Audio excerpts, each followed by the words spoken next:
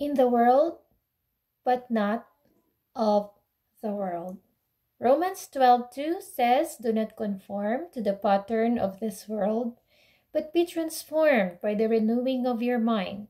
Then you will be able to test and approve what God's will is, His good, pleasing, and perfect will." Are you in or out? Ayan, isang magandang araw sa inyong lahat. Sana ay datnan kayo ng devotion natin na nasa maayos na kalagayan. Minsan ba, naramdaman nyo na rin yung feeling na para kang outsider?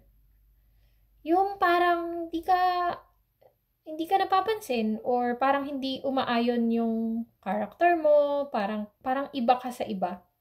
So, isipin natin na parang sa mundo natin ngayon, outsider ka sa mundo. Yung parang kahit anong gawin mo, hindi ka in. Hindi ka nakakasunod dun sa standard ng mundo. O baka naman, sinusubukan mo pa rin namang mag-blend. So, gumagawa ka ng mga bagay na ayon sa uso, sumasabay sa culture, diba? O kaya, nagpapanggap para lang matanggap ng iba. Pero alam nyo ba,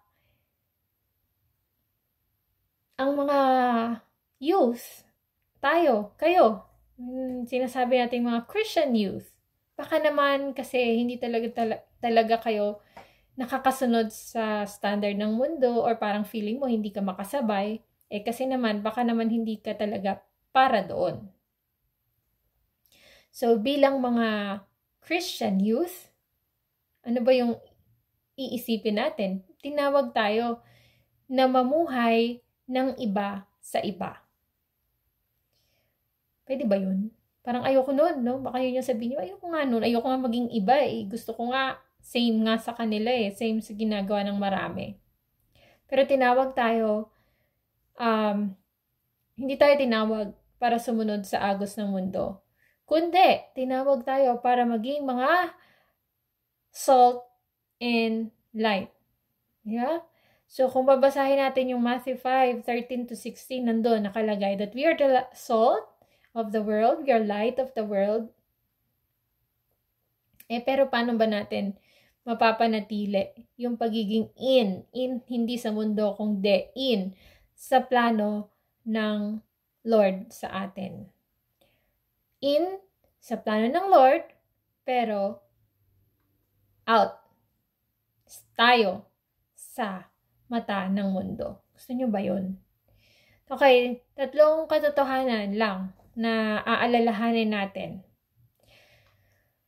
Sa mundo, ang mundo natin ay may ibang standard kaysa sa standard ng Lord. So, world's standard is different from God's standard. Sa panahon natin ngayon, di ba, nung mga nakakarang devotion natin, nasabi na natin na mafe-feel mo na may halaga ka kapag nasusukat mo ito sa dami ng mga followers mo. Kung ikaw ay into social media, mahalaga ka, sikat ka. Kapag madami kang likes, di ba? Ang sarap sa pakiramdam. Ano pa? Pag marami kang achievements, o kaya kung gaano kakadaling pakisamahan. Di ba? Kapag ikaw medyo cool, yan, syempre maraming gustong sumama sa'yo. Pero ang tanong, ano ba talaga yung measurement o pang-measure ng Lord sa atin? Okay, last time, nasabi ko na tong verse na to, 1 Samuel 16:7, the Lord does not look at the things people look at. People look at the outward appearance, but the Lord looks at the heart. So, ang mundo, tumitingin yan sa panlabas, sa itsura, gwapo, maganda ka ba, o kaya, marami siyang pera, so sa kanya tayo, ganon. Sa popularity, kaya sa kanya tayo. Ngunit si Lord, mas mahalaga sa kanya yung puso natin. O, isipin na natin ha, mahalaga sa Lord yung heart natin compared sa kung ano yung meron ka, compared sa kung ikaw ba ay maganda, gwapo, Hindi, dahil tumitingin siya sa puso natin. So, dahil tumitingin ng Lord sa puso natin, guys, huwag nating hanapin yung self-worth natin sa validation ng social media o kaya yung opinion ng tao sa'yo. Hanapin mo ito kay Lord dahil siya lang yung nakakilala sa'yo, yung nakakaalam kung sino ka talaga. Second, hindi natin kailangang magpanggap para lang matanggap. Marahil ilang beses mo na bang sinubukan na maging in sa mundo natin sa pamamagitan ng mga pagsunod-sunod natin sa trends, sa ginagawa ng iba, ginagawa ng barkada mo o kaya sa kung ano yung sikat ngayon sa social media. Sabi niyo siguro, ang KJ naman ni Joyce, ang KJ naman ni Ate Joyce, ganun. Ano lang yung buhay, di ang boring, di ba? Kung hindi ka susunod sa sumasabay, hindi ka nakakasabay sa trends ngayon, sa uso ngayon. Kaya siguro, sasabihin niyo boring yung buhay ng isang Kristiyano, no? But real talk, reality check. Kasi hindi mo naman kailangan baguhin yung sarili mo para matanggap ka ng iba. Yun pa lang, dun pa lang, diba? Bakit, kung talagang tatanggapin ka kahit ano ka pa. So, you do not need to change yourself. Hindi mo kailangan magpanggap para lang matanggap ng iba. Bakit? Kasi, kahit kailan, hindi ka nga kasi talaga magkakasya sa isang sistemang hindi para sa'yo. Diba? Hindi tayo para sa sistema ng mundo na to. Ha? Mga Kristyanong kabataan, hindi kayo para sa sistema ng mundong ito. Hindi lang Kristyanong kabataan. Alam ko may mga iba dito na hindi na kabataan sa group na to. Pero we, as Christ followers, we are not really in this world. We are not for this world. Kasi may iba kang title. Ano yung title mo? First, let's look at John 1:12. Yet, to all who did receive him, to those who believed in his name, he gave the right to become children of God. So, ang title mo is a child of God, a child of the King. Gusto mo ba yun? O ayaw mo ba yun? Mas pipiliin mo bang out of not a child of God? Guys, ang Lord, of course, He is not into the worldly things. Kasi hindi naman siya for the world, diba? Yes, He loves the world, but He will not tolerate yung gulo at yung kasamaan ng mundo natin ngayon. Kasi yun yung totoo. Magulo at masama na yung mundo natin. Punong-puno na ng kasamaan.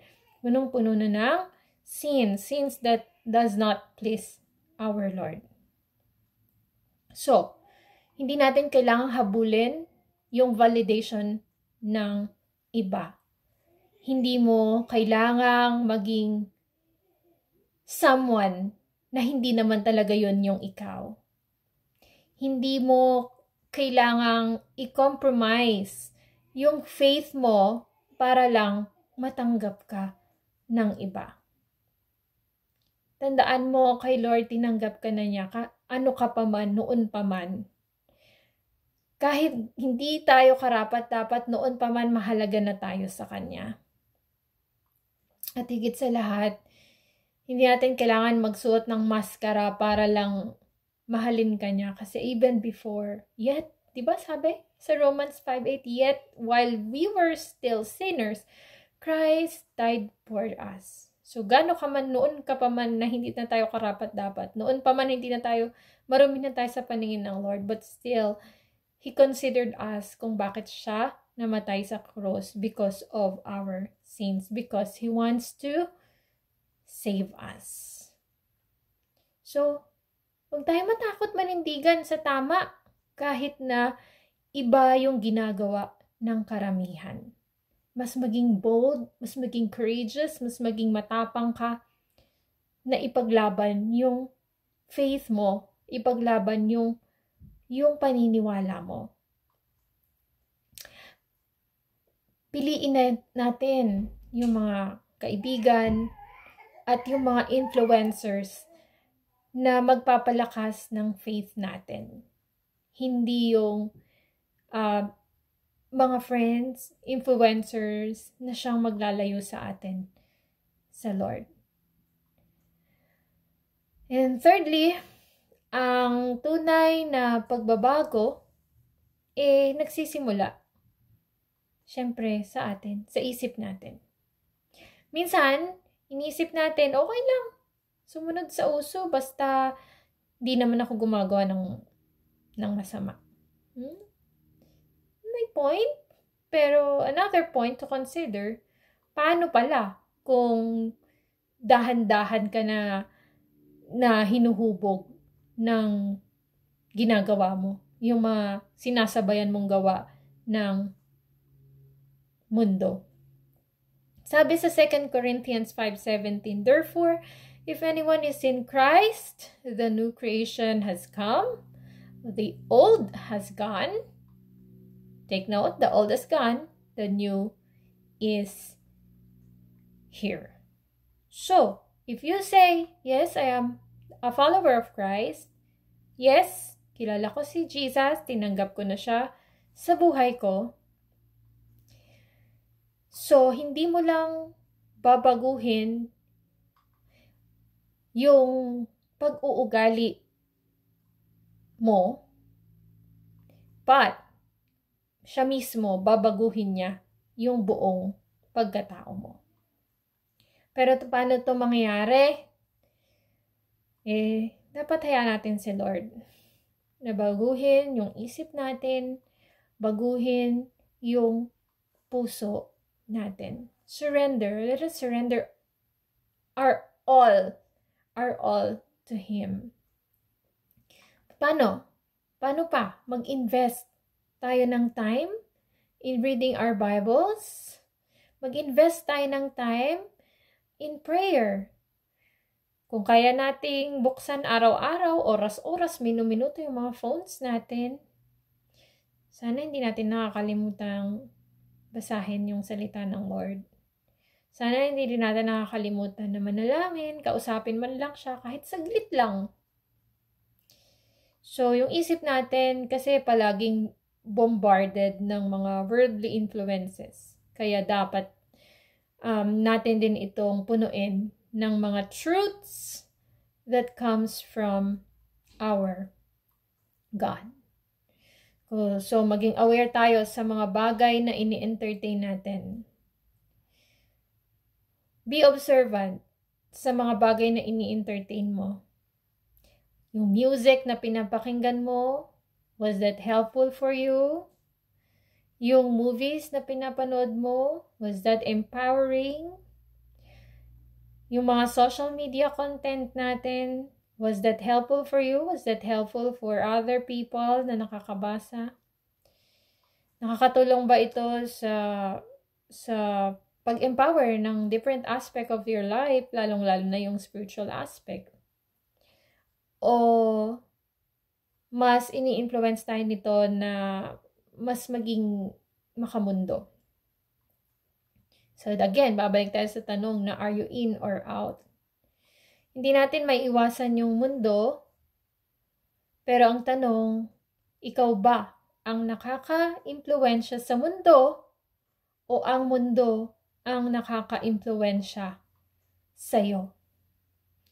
So, ang pagiging in kay Lord ay hindi laging madali. Kaya nga, diba? Sabi nga ang hirap naman maging Kristiyano. Hirap naman maging tagasunod ng Lord. Dami namang hindi pwede. Kaya, hindi madali. Minsan, mararamdaman mo na parang ikaw lang yung naiiba.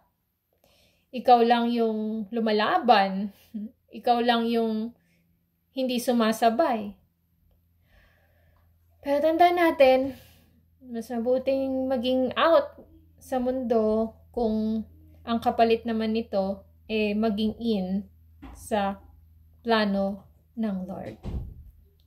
So, challenge para sa ating lahat ngayong araw na ito, meron bang mga bagay sa buhay natin na sumusunod pa rin tayo sa pattern ng mundo?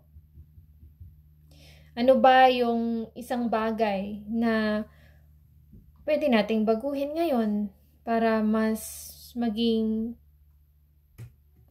katulad tayo ng Lord? Of course, not yung pagiging Diyos niya, but His act, no? Yung Christ-likeness na. Yung Christ-likeness.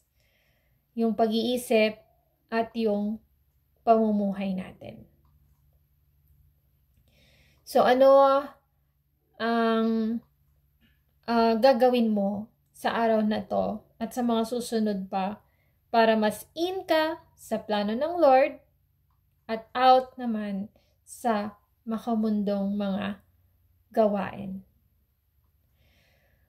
Sana maiwanan kayo ng paalala na ito na siyang magagamit ninyo in your day-to-day life at as you continue to fight the battle of this life. Again, maraming salamat at isang magandang araw sa inyong lahat.